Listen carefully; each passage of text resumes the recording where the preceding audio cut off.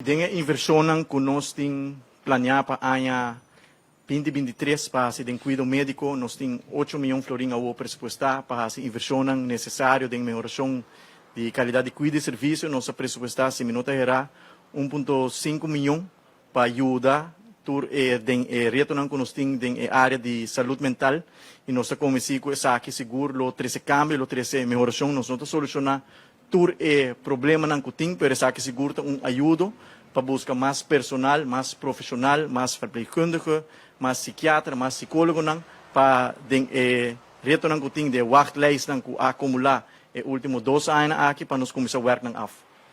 Bom, tem o plano de inversão também, nós alocar algum milhão de florins para buscar especialistas de onde que nós podemos onde retorno que tem escassez de especialistas médico turcaminda do mundo que me queda reto para haya especialista aqui na Aruba, lo que está ajudando nós se tá Arubeg, que nós cumpre com algum tempo atrás, que está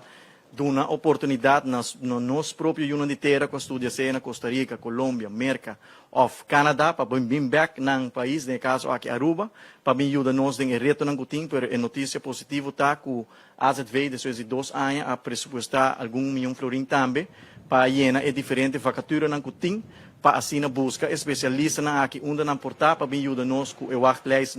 que também a lopa para os últimos 2 anos aqui.